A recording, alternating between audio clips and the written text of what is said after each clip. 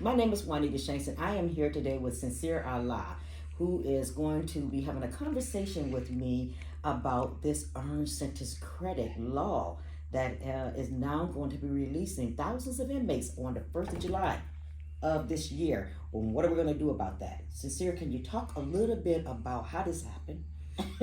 Well, yes, it's a few years in the making. It's a bill. For those that don't know, it's a piece of legislation that was enacted actually 2 years ago, and is going like re-affecting or an extension of that piece of legislation is going to be enacted this year or was passed this year, and it will be going to effect in July 2024, July 1, 2024. That now enables individuals who are incarcerated to earn time off of their sentence for certain violent and non-violent offenses that previously were subjected to the 85% truth in sentencing law. So in Virginia, 1994 crime bill that was passed, it, it it took away a few things. One being parole, the second being earned sentence credits that individuals were getting off of their sentence as a result of good behavior programming, so on and so forth. Those are things that went away in 1994. So this will now be the first time in 30 years that individuals who are incarcerated can earn more than the 85% they were originally sentenced to serve. So, what does this mean for us in Virginia? And I'm specifically speaking about my area right now, which is Planning District 16, Fredericksburg, King George, Caroline, Spotsylvania County, Stafford. On the 1st of July, does this mean all of these guys and gals who were impacted back in 2022 when the governor and kind of enacted this or plugged this information into the bill, the budget, prevented these guys and gals from coming home at that time in 2022? Does this now mean those same individuals are now coming home? So right. So now a lot of those individuals will be coming home almost immediately. So what you could expect for specific areas is an influx of newly released individuals from incarceration and needing housing, number one, and employment, number two. The three things that we all know, in education, or training of some sort. So those are the three major factors that contribute to an individual successfully reintegrating themselves back into society. So housing is the huge issue because of collateral consequences. It prevents individuals who have a felony on their record from securing housing in particular areas unless it's agreed upon by the leasing agency. But not only that, it's just extremely difficult to find affordable housing in the state of Virginia in general, especially so in the northern part of the state, which is the most expensive portion of the state to live in. Nationally, the three of the top five areas that are the most expensive are in Northern Virginia, in the nation. So three of the top five are here in the Northern Virginia area. So that's going to be a very hard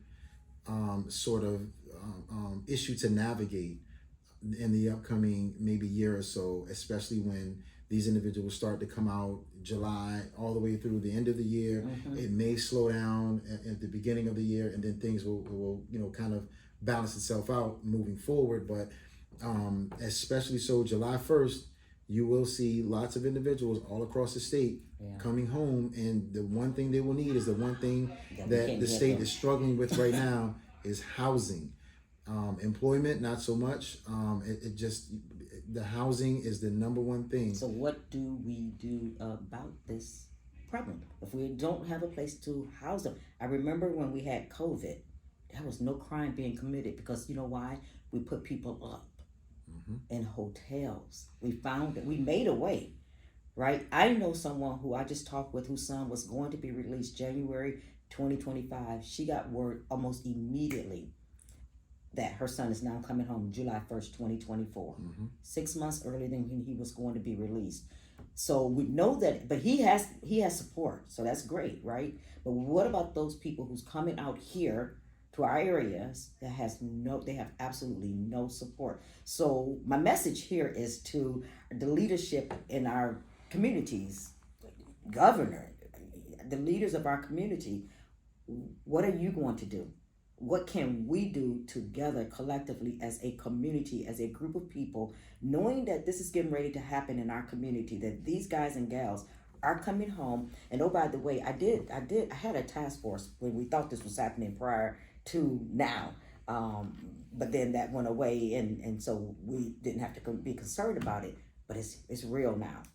It's here. They're coming home July 1st, 2024, and we're not ready. No, so it's a funding issue for a lot of the organizations that provide reentry services. It's definitely, I hear the same thing all over the state. It's a funding issue, and there are very few organizations that have the funding available for housing. And not only that, it's aside from the funding being top, number two is finding places that will kind of overlook the felony. That F1 report card is the one thing that stands out amongst all the leasing agents, especially individuals being released of long-term incarceration. So thinking about individuals that went in the late 90s, the mid to late 90s and early 2000s that have been incarcerated for 15, 20 or more years, these individuals now have they're non-existent in society. So they're starting all over fresh. Yeah. You have zero credit. You have zero credit history. You have absolutely nothing going for you that leasing companies or leasing agencies are looking for. So it's definitely funding, and it's important that some of these leasing agencies and these companies overlook the felony on their record. So in essence, we need second chance landlords, we need second chance employers, we need funding so that we can help these guys and gals once they're released starting this year back into our communities. Thank you so much, Sincere, for taking this time and talking with me about this. I appreciate you. You're welcome.